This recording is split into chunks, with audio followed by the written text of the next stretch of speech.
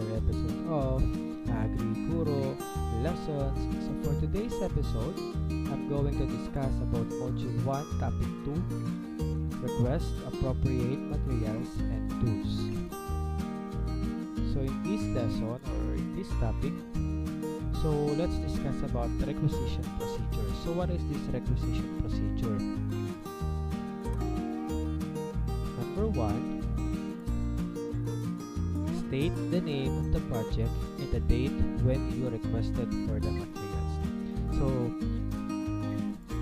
bago tayo magkaroon ng requisition procedure, of course, mas maganda na alam na natin kung ano yung magiging pangalan ng ating magiging project in Carpentry or even in other area ng TLE para at least malalaman natin kung ano yung mga materials na mare-request natin. So, even the date kailangan na indicated.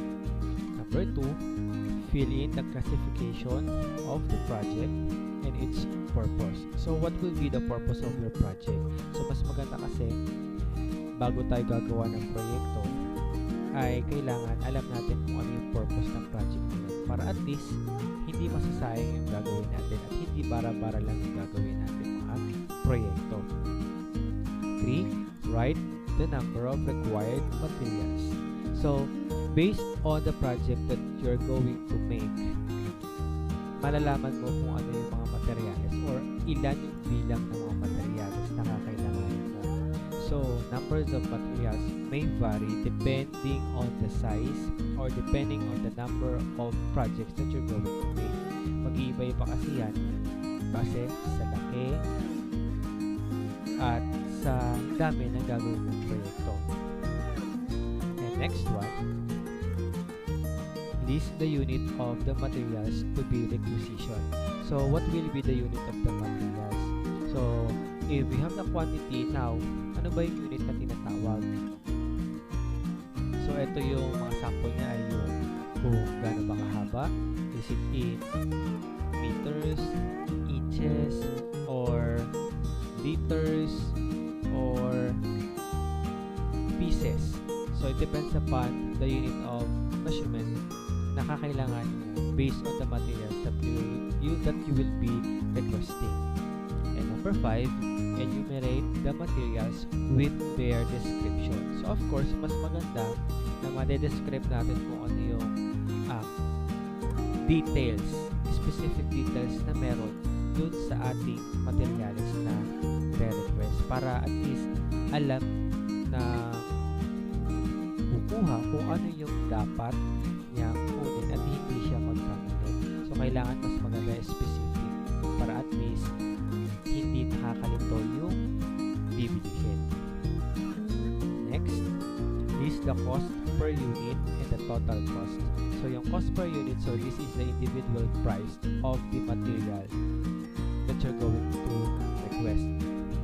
And for the total cost will vary depends upon the number of pieces or the quantity that you are requesting. All you have to do is to multiply the cost per unit to the number of the quantity that you are requesting for you to get the total cost for each material. And number 7, write your name as a requisitioner. So of course, if you are the one who's requesting, then just write your name. And number 8, secure the approval of authorities concerned. And next, so this is the sample of the requisition form. So based on this example, so we have the balance on hand quantity, so which is the number or the quantity that they are requesting for the suggested project, which is the bulletin board. So, 1 lang lahat. Then, for the requisition unit, so, this one, meron tayong piece, meron tayong liter, kilo, foot, liter pa rin, and piece. Depends upon your requested unit. And for this one, materials and description. So, for the plywood, 3/4 plywood, stained maple, finishing nail, 1 1/2 sandpaper, poison, which is green, thinner, lacquer, and paintbrush 2. And for the unit price, so maybe it could be 15 here yung mga unit price. So 700, 100, 10, 30, 50, 150, 80, 20. So siguro hindi na naglagay dito unit price, ginawa niya ng total kasi there is only one quantity requested per material. So and for the total, so we have 1,040 pesos. Make sure that your name is written here and signed also by the shop teacher and supply officer. Next, for the requested materials and tools according to the prepared list. For this one, so based on the given kanina na meron tayong suggested project, which is the bulletin board and the requisition form, naka-fill up na. So for this one, so let us define the quantity. So again, just like what I mentioned, quantity tells the amount of materials to be purchased. And the next one, the unit gives the measure of the materials to be purchased. The third one, description states the detailed name of materials. Next one, unit cost gives the price of each material. So individual pricing per material. And for the total, the amount is the cost of all the materials. So this is just only the summation of all the unit costs of each material, or maybe it depends upon the number of quantity requested. Next, receive and inspect materials. So after requesting and after yung billing na tinatawag, so make sure we know how to receive and inspect those materials that we already requested. So for the first one, acquired and inspect materials or tools. So it is important to inspect and check materials and tools for defects and damage before receiving them, so that you can ask for replacement for those that you can found defective. So yun kasi yung mas magandang ginagawa natin before receiving materials and tools, so para at least maging aware tayo kung okay ba yung mga materials na napabigay sa atin. Kasi if ever na ganun yung pangyayari, hindi tayo masisisi na nabibili sa atin kasi nakita na natin na defective yung mga materials na binigay nila sa atin. Kasi kapag nagtagal pa yan ng mga ilang araw sa atin at na-receive na natin, na-pirmahan na natin, wala nang pananagutan yung binilihan natin, kundi tayo na yung may pananagutan, tayo na yung may pagkakulang.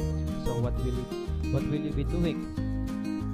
First, check if the materials and tools are complete in terms of quantity and specification, number of pieces, length, width, etc. So you will base dito dun sa mismong requisition slip na ginawa mo. So base dun sa request mo, tama ba or kompleto ba yung mga materials na nalagay dito sa iyong order or nire-request mo ng mga materials at tools. So wala bang kulang? Tama ba yung mga sukat? Tama ba yung bilang? So yun yung kailangan mong isalang-alang. Next, so check the physical condition of tools. Check tools against the specification, quantity, and quality. See to it that the parts are complete, cutting edges or tooth free from damages.